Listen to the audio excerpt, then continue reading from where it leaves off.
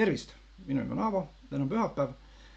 Kui ma seda videot salvestan, võib-olla on teil esmaspäev või teisipäev, kolmapäev, kui te vaatate, ma ei tea, aga igal juhul tere tulemast ja jätkame siis teise osaga seeriast, mis aitab natukene mõista meie ümber toimuvat tehnoloogiamaailma, ärimaailma, kõike muud, mille abil meil on võimalus oma elu paremini planeerida, prognoosida ja ehitada sellisena, nagu me tahame. Taustal on pilt Keila-Joast. Sattusin sealt just hiljuti läbi sõitma ja ilus koht, lähen alati sisse, vaatan. Ja seekord tekkis üks idee, tekkis mõte, kui ma seda koska nägin ja lugesin seal üleval mäe peal on siis nii-öelda see hüdroelektrijaam ja seal on väike silt seina peal. Ehk hüdroelektrijaam on asutatud juba üle 100 aasta tagasi ja toodab elektrit 24/7 iga päev, 365 päeva aastas. Ja keegi nutikas inimene rakendas kose enda kasuks, tegi algse investeeringu, pani sinna generaatorid ja toodab iga päev elektrit, tegemata ise mitte midagi. 100 aastat on töötanud, järgmised 100 aastat tõenäoliselt töötab veel. Kuhu ma tahan sellega jõuda? Meil on põhimõtteliselt igal ühel nagu kaks valikut. Üks on see, et kas me toodame midagi ja pakume oma tooteid teenuseid müügiks, või me oleme see pool, kes ostab neid tooteid teenuseid, kes on võitjad suures mängus, loomulikult need, kes toodavad. Ja teine oluline asi, millele ma olen juba mõelnud viimased 20+ aastat, on see, et kuidas teha midagi täna nii, et homme mul on ka mingid sissetulekud siis, kui ma ei tee tööd. Arvan, et 8-9 inimest 10 iga päev vahetab oma aega raha vastu ja nagu me teame, aeg on piiratud. Meie oskus on tihtipeale piiratud ja seega see on suhteliselt piiratud võimalustega siis nii-öelda kasumi loomise võimalus võrreldes nendega, kes on osanud aja enda jaoks tööle panna. Elektrijaam on selline teema, mis võib-olla meid kõik ei puuduta, aga viimased 20 aastat on meie ümber kiiresti arenenud digitaalne tehnoloogia ja täpsemalt öeldes plokiahela tehnoloogia. Ning aastal 2009 kaevandati esimene Bitcoini plokk.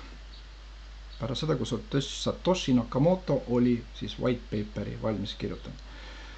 18 aastat tagasi. Tean, et tegelikult veel paar aastat enne seda Eestis paar akadeemikut ja üks noor siis IT-insener hakkasid arendama ka plokiahela tehnoloogiad, nii et Eestis kindlasti juba 20 aastat selle valdkonnaga tegeldakse. Ja võt see on küllaltki uus valdkond ja siin on palju arenemisruumi ja olen selle valdkonnaga olnud viimased 10 aastat päris tihedalt seotud ja otsinud ka võimalusi ja ka loomulikult tegutsenud selles valdkonnas, kuid alles ütleme siis nii hiljuti kui 2 aastat tagasi suvel jõudsin selle sama järelduseni ja arusaamani, et ka selles digitaalses maailmas on olemas nii-öelda see fundamentaalne pool ja siis see rakenduslik pool, kus enamus inimesi toimetab. Ehk enamus inimesi vaatavad, kus võib-olla saaks kiiremini kasumit, kus midagi arendakse, kus midagi tehakse, investeeritakse sinna, toimetatakse seal, võib-olla kiire tõus ülesse ja veel kiirem kadumine alla ja kui on läinud, siis on läinud, sest järgi ei ole mitte midagi. Kui me võtame siin selle kose kas või näiteks, siis isegi kui vett jääb vähemaks praegu, siis võib-olla varsti tuleb jälle juurde, kui meil on mõni muu tootmisaru. Ja üldse võtame näiteks maailmas, millel põhinevad nii-öelda kogu meie elukeskkond, meie tehnoloogia, meie elu meie ümber on see, et keegi toodab fundamentaalseid väärtusi. Näiteks võtame kuld, hõbe, titaan, raud, kõik muu, millest me oleme kõik enda ümber ehitanud, mida me kasutame, siis keegi neid ju toodab. Tootjad on alati plussis ja nüüd need, kes valmistavad tooteid, teenuseid ja ehitavad midagi nendest materjalidest, nemad juba konkureerivad sadade ja tuhandete teiste ettevõtetega ja võtavad suuri riske. Aga tootjad on teinud oma elu märksa mugavamaks. Krüptomaailmas on tegelikult täpselt sama loogika olemas. Ja eelkõige ma ütlen, jõudsin selle juurde alles paar aastat tagasi.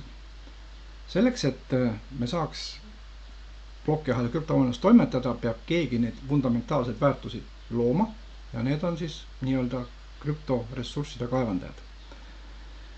Ja kui kõik muu, igasugused treiderid, spekuleerijad, ostjad, varade kogujad, projektide ehitajad, kui kõik nad kasutavad ju neid väärtusi, neid fundamentaalseid väärtusi, neid krüptoväärtusi, mida siis keegi loob, siis nende nii-öelda projektide loojad on need, kes võtavad kõige suurema riski, sest et kui see projekt on edukas või kui konkurent teeb midagi paremini, siis kiirel tõusule võib langeda väga järsk kukkumine ja sul ei ole järgi ka tõenäoliselt palju tehnoloogiat, sest kõik on ju puhas matemaatika, mis üks hetk kokku kukub.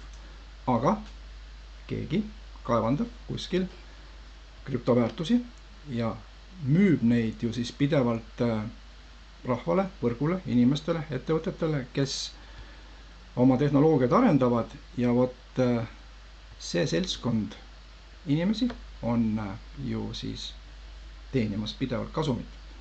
Ja vot nüüd jõudsin sinna, kuhu ma pärast natuke pikemalt sissevaata, kui tahtsin, olen jõudnud välja, on see, et ka krüptomaailmas on olemas midagi, mis on kestnud kauem ja on stabiilsem kui see, mida me tegelikult iga päev enda ümber näeme ja kasutame.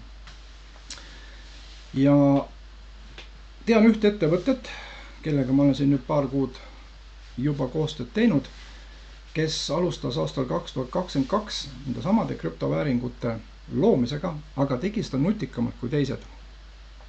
Kui enamus ja paljud keskenduvad ühe krüptovääringu loomisele ehk kaevandamisele, siis Hashneti omanik Ian Assad taipas juba 2022 ära, et ainult ühe mündi või Bitcoini kaevandamine pikas perspektiivis ei ole jätkusuutlik ja on liiga suur risk, sest sa sõltub ainult ühest vahendist.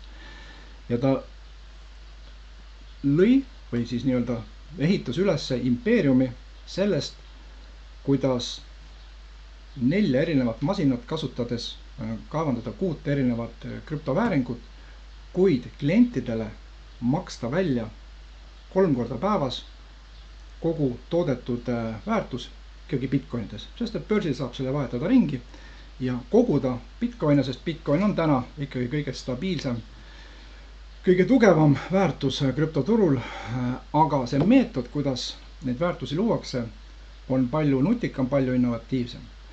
4 aastat tööd ja edukat tulemit krüptomaailmas on väga kõva statistika, sest et isegi tavamaailmas paljud ettevõtted ei pea vastu esimest või teist aastat. Veelgi enam, 4 aastat statistiline keskmine kasum ettevõttele on olnud umbes 11% ja selle aasta viimastel kuudel isegi mitu korda kõrgem. Nüüd, ettevõte on siiamaani ehk esimesed 4 aastat töötanud ainult institutsiooniliste ehk suurinvestoritega, kelle panused algasid $2 miljonist ülespoole. Nendele on välja makstud keskmiselt 5–5,5% kuus, mis on väga hea number, mis on võib-olla circa 10 korda suurem kui keskmiselt on investoritel võimalus teenida siis nii-öelda vanakooliturult. Ja see on olnud piisav kasum selleks, et ettevõte sai teise poole siis kasumist, mis jäi järgi, investeerida seadmetesse, mis neid krüptomünte kaevandavad. Ja võt nüüd ma jõuamegi võrdlusesse sinna, et kus oli see kosk ja nii-öelda tootmine, siis elektritootmine taastuvenergia baasil ja nüüd me räägime siis krüptovarade tootmisest ja siin on natuke teised tingimused, aga sarnasusi võib tuua. Hashnet on tänaseks institutsioonilist investorite baasil üles ehitanud 3 siis kaevandus nii-öelda territooriumi piirkonda, kus neil on masinad üles seatud, 1 neist on Aafrikas ja 2 on Ameerikas. Nad on tänaseks kaevandanud 9400 Bitcoini, mille turuväärtus on hetkehinnaga ligi $600 miljonit. Ja nende masinapargi väärtus on umbes $300 miljonit. Ehk siis ettevõttel on reaalselt $300 miljoni eest seadmeid, millega krüptovääringuid luuakse. Ja need masinad on tootnud selle aja jooksul siis topeltväärtuses kasumit tänase Bitcoini hinnaga. Kõrgema hinnaga see number loomulikult tõuseb veelgi suuremaks. See on turvalisus, see on hajutatus ja see on statistika, mis räägib enda kasuks. Ja nüüd jõuame siia kõige tähtsamasse punkti, kuidas meie sellest kasu saame. Nagu ma ütlesin, 4 aastat on ettevõte töötanud institutsiooniliste investoritega, see tähendab inimestega, kellega ettevõtte omanikul oli hea suhe ja kellel oli vähemalt $2 miljonit projekti paigutada. Alates aprillist 2026 avas ettevõtte uksed kõigile, sealhulgas ka meile, ja summa, millega pääseb tavaline inimene töötavasse väga kasumlikku projekti sisse, on nii väike nagu umbes meie 1 päeva palk. Ja äkki on avatud uksed nüüd siis maailma, kus luuakse krüptoväärtusi ehk fundamentaalselt siis nii-öelda krüptovarasi, millel kogu krüpto- ja plokiahela maailm on üles ehitatud. Ja meil kõigil on võimalus osta sinna see masinapark ja siis oma varasi seal kasvatama hakata. Ettevõtte kavandab 6 erinevat münti 4 erineva ASIC masinaga ja mis on ainulaadne kogu krüptokaevanduse turul on see, et ettevõte on tänaseks sõlminud lepingud 7 kaevanduspooliga, mining pooliga. Mining pool on koht, kuhu need masinad tuleb ühendada, et nad töötaksid ja saaksid sulle siis münte kaevandada.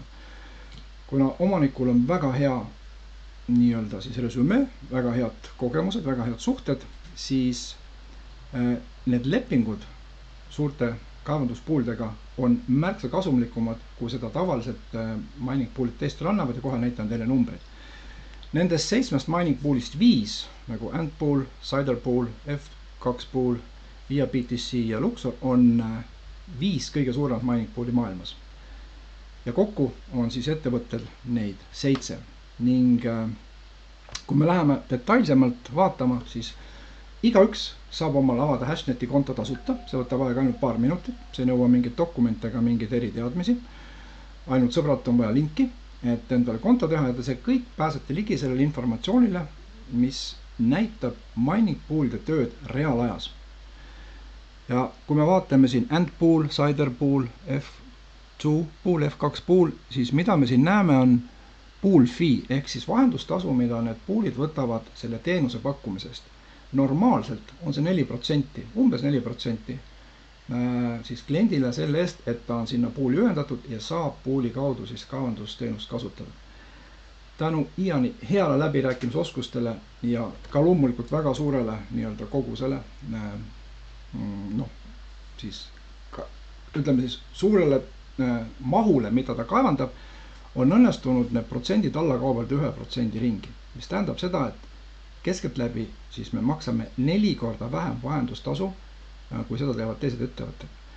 Ja muide see vahendustasu jagatakse ära meile, liikmetele. Sellest ma räägin järgmises videos. Nüüd, mida siis see kaevanduspool tähendab? See tähendabki seda, et põhimõtteliselt see on nagu kosk või juga, mis on jooksnud üle 15 aasta, sest need poolid avati kohe pärast seda, kui hakati Bitcoini kaevandama. Ja need on need, mis on ja jäävad järgmisteks aastakümneteks ja tõenäoliselt ka aastasadadeks töötama. Mõni võib-olla kaob, teine tuleb asemele, aga need on nüüd need fundamentaalsed väärtused, millele kogu krüptomaailm on üles ehitatud. Ja võt, kui meil on võimalus oma panus teha siia, osta neid masinaid, mis kaevandavad otse sellest kaevanduspoolist meile iga päev Bitcoine ja 3 korda päevas, siis on meil võimalus nüüd siis osaleda krüptomaailma fundamentaalsete väärtuste tootmises. Ja see on midagi, millele saab oma elu ja tegevust ja ka nii-öelda ärilist plaani teha juba pikemas perspektiivis. Üks oluline asi, mis Hashnet on meil suutnud luua ja mida ei ole teadupoolelt mitte ühelgi teisel ettevõttel täna siis kaevandusmaailmas, on see, et ettevõttel on tehisintellektiga välja töötatud algoritm, mis analüüsib nende 6 krüpto kaevandamise siis tasuvust jooksvalt kogu aeg ja vajadusel lülitakse ümber siis ühe krüpto kaevandamiselt teise peale ja lülitakse ümber ka nende krüptote kaevandamist erinevate mining poolide vahel. Ja vot sellist switchimist või ümber lülitamist mining poolide vahel mitte ükski teine ettevõtte teadupoolest täna ei suuda teha. See aga veelgi tõstab kasumlikkust, sest et mining poolide tootlikkus ei ole ka kogu aeg sama, ka nende performance erineb. Ja vot nüüd ettevõtte tänu 4-aastalisele arengutööle suudab oma masinaid, münte kaevandada võimalikult efektiivselt, tehes neid lülitusi siis erinevate poolide ja masinate vahel jooksvalt kogu aeg. Ja kui me vaatame statistikat, siis see statistika näitab mining poolide ja masinate tööd reaalajas ja teil on võimalus oma koduleheküljelt igal ühel minna ja neid numbreid päriselt vaadata. Ja siin on näha, et viimase 24 tunni jooksul on 18 korda toimunud lülitusi, ümberlülitusi ja juunikuus on neid lülitusi tehtud 540 korda. Ja vot see on see tarkus, see on see koht, mis Hashneti kaevandamistulemused tõstab kõrgemale kui teistel konkurentidel. Selle kuu kasum on olnud praeguseks 6,5%, mis on võib-olla natukene alla keskmise. Mõni kuu on parem, mõni kuu on halvem. Teame, et juunikuuses on ka krüptohinnad kukkunud, seetõttu on ka kasumlikkus väiksem kui tavaliselt.